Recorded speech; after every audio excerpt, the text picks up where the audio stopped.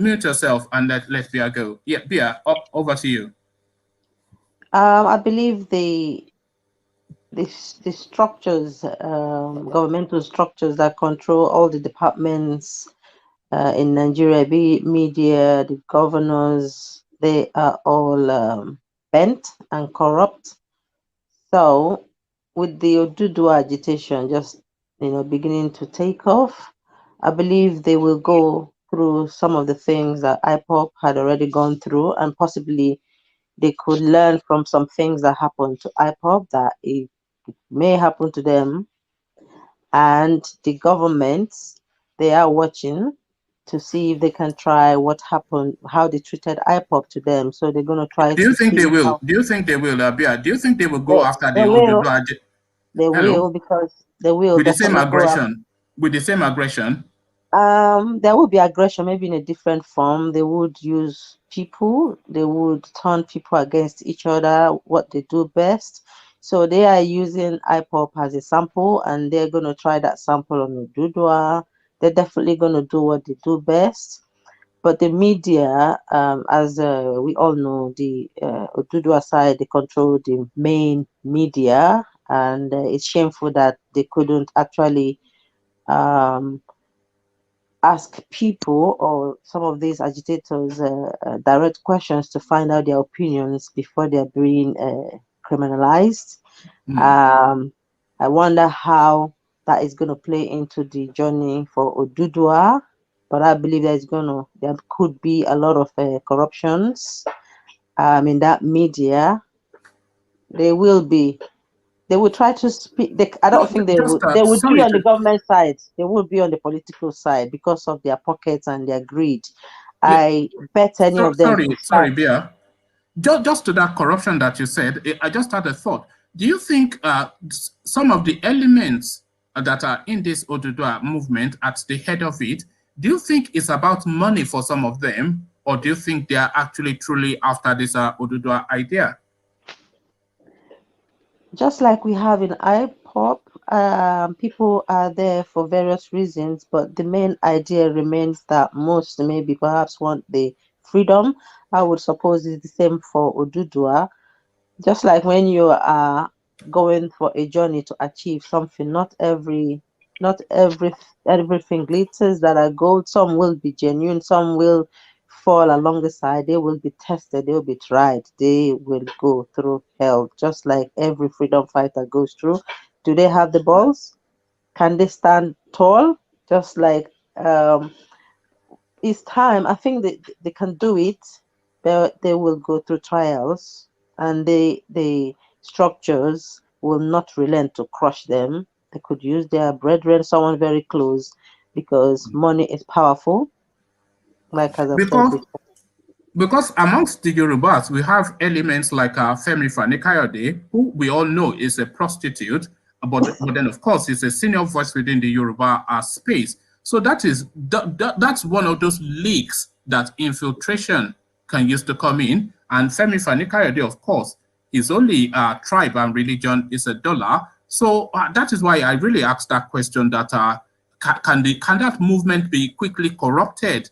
And once it is corrupted with money, it will dissipate. So have that thought, or do you want to address that, or do you want me to put that to someone else? Bia. I can say my point of view there.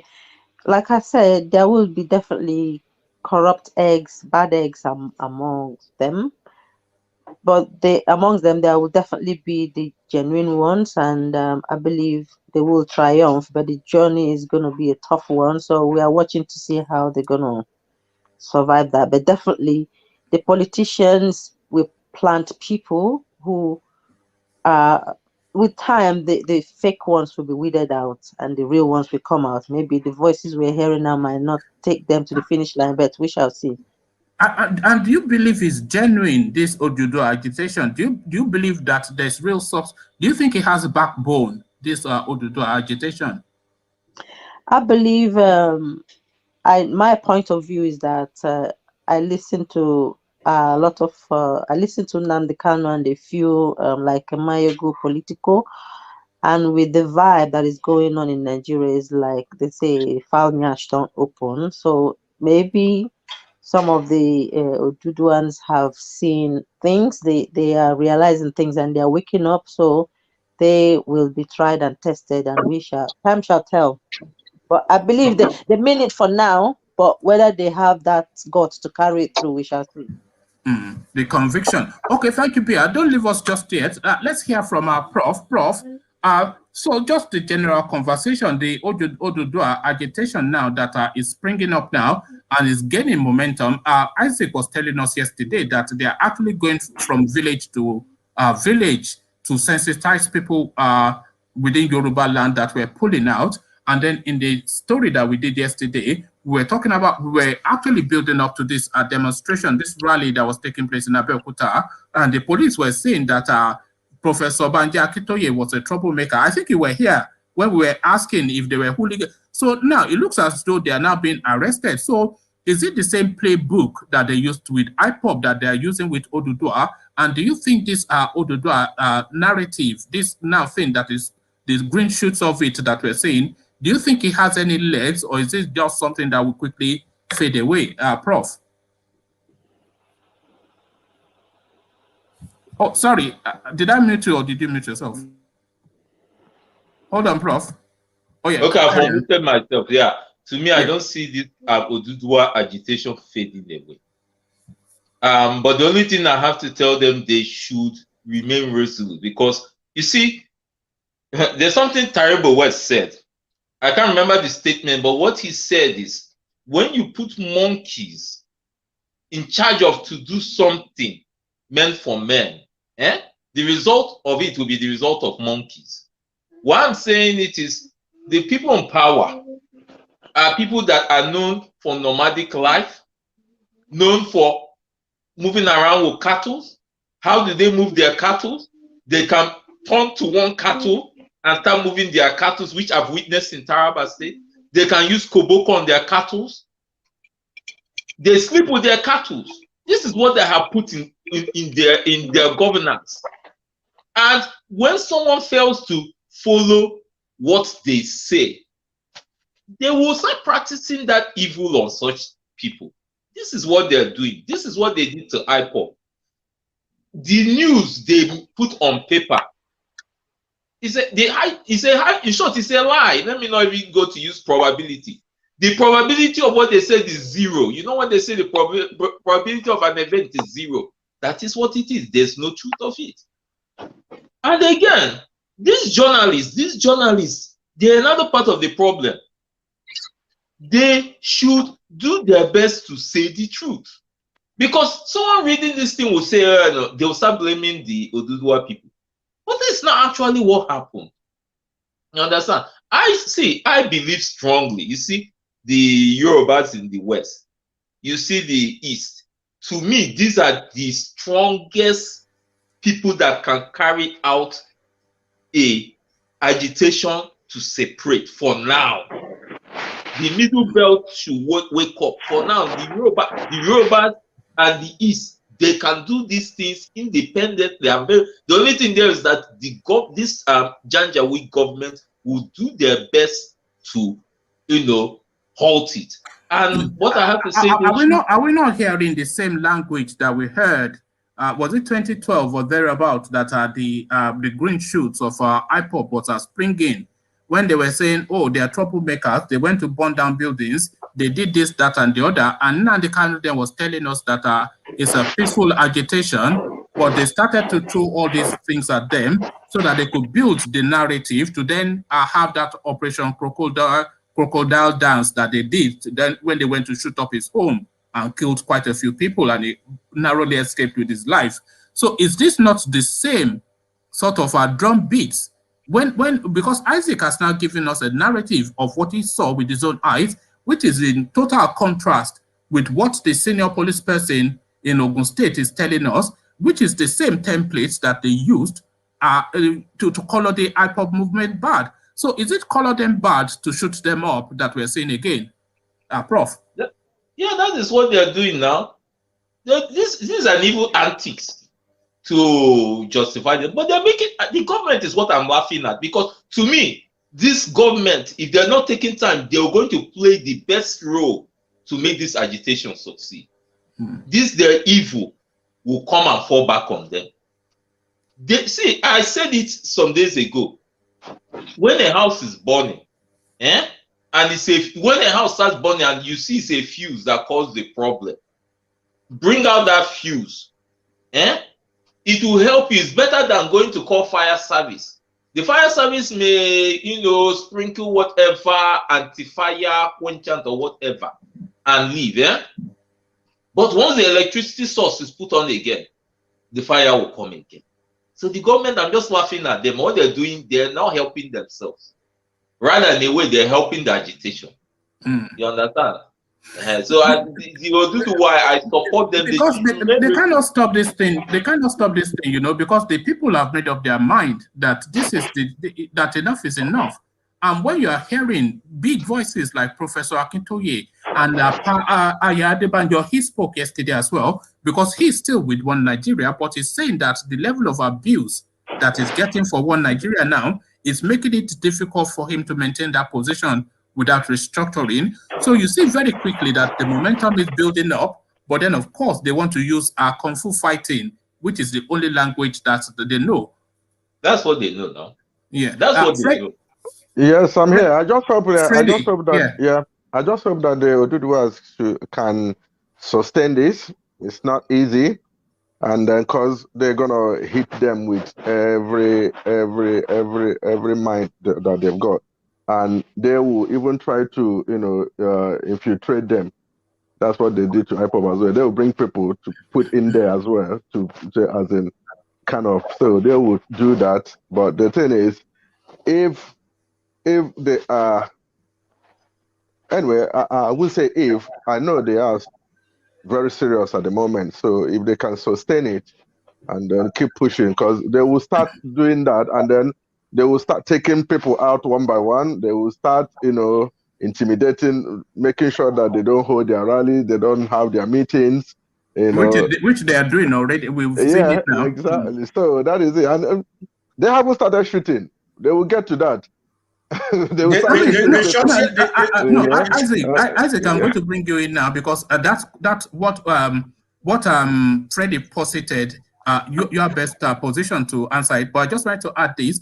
Imagine some demonstration that is being led by somebody like Professor Akintoye, and they have helicopter hovering around and 100 policemen surrounding them. And then so let's bring one more minute. Let me just say something. Yeah, minute. Yeah. The is even good because in the Oduduwa agitation, they've got some prominent names there. In IPOB one, there wasn't from the beginning. So that is a plus for the Oduduwa nation, because they've got some prominent names, some big, well-known guys already. In IPOB was like, they were seeing them as charlatan youths and stuff like that.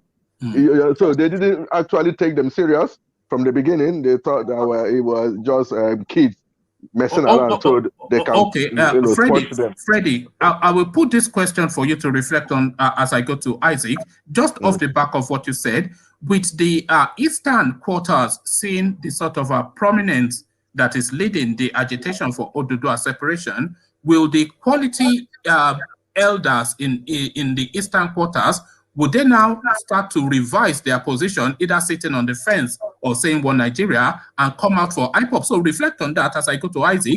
Isaac, what Freddie was saying is, was musing is that does the Oduduwa agitation, does it have backbone, or is it a case of once they hear two bazooka shots, they will say Egbamio and they will run for the forest? Isaac, Freddie, mute yourself. The issue is that I saw that today live. As a matter of fact, the police initially they cautioned themselves because they don't really want to. But there was a particular police officer there that fired 3 shots. Then the protesters, I'm not going to put protester. Those who are campaigning for Yoruba Nation, some of them have to rush after him, and they have to actually they got him. Anything to him, they hand him over to his superior because they want him not to fire a shot. Now, the Yoruba agitation, I will say that it's not a child play anymore, because I happen to attend, to watch some of their meeting live when I'm available, because those who are at home right now, they are just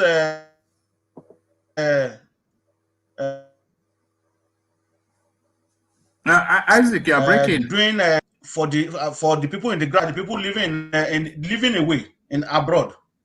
Those are the people who are financing, because, as I said, we have a lot of people from US, they have a lot of people from UK, they have a lot of, even in Brazil, up to Brazil, because every single month, Professor Akinto, you always make me have a meeting with those group. It's not okay now.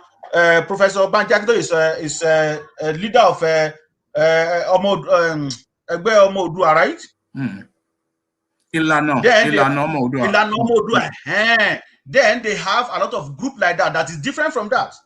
So in each group, they have leader that always report back to Professor Akintoye on every month. Every month, they always have that meeting. So it's not something that they started and they will just they do, like Bia said, Bia Odua said, they will throw a lot of things, and like Fred said also, they will throw a lot of things to them, which we have been seeing. Even today, before the incident happened, I said something is going to happen, because I know since Abiodun already made make a pronunciation that he didn't want to see anybody, any Odua agitator in Ogun State or in Abeokuta, to be precise. I know something is going to happen. I already knew that something is going to happen. The other day, they were threatening Professor Banji Akintoye that they will come to his house and will pick him up. And he said, well, I'm very much available. You can come to my house. So that was thereafter, I think it was 2 days after the attack Igboho on the Ibadan Expressway. So yes, with the DSS. Exactly. So it's not issue of child play. The main people are the people, professional people that live in abroad, professional people that they are well to do. But all those things that you are seeing at home is just those who are just doing the campaign to promote the movement. That's all.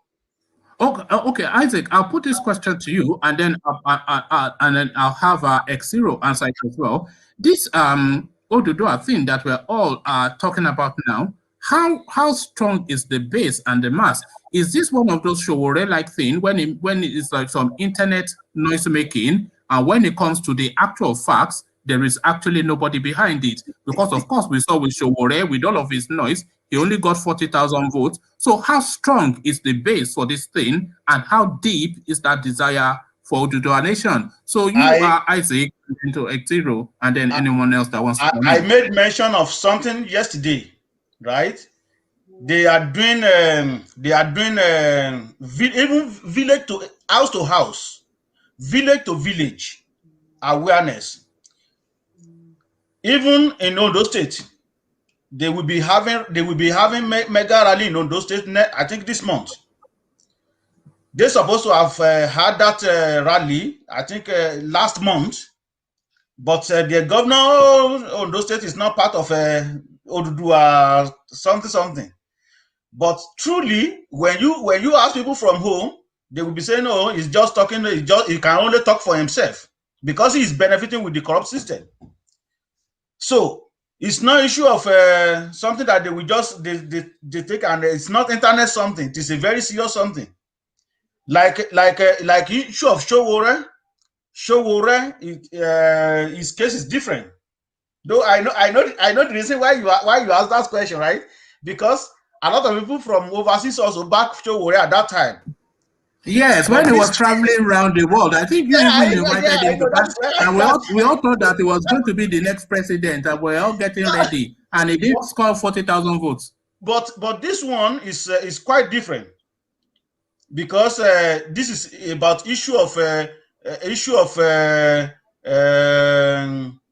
that is affecting people. Because one of the reasons that spring this up is issue of killing.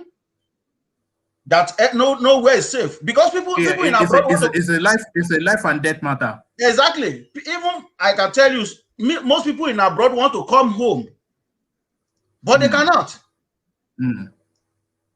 Constitution. Our politicians, they are not ready to amend anything because they are benefiting from it.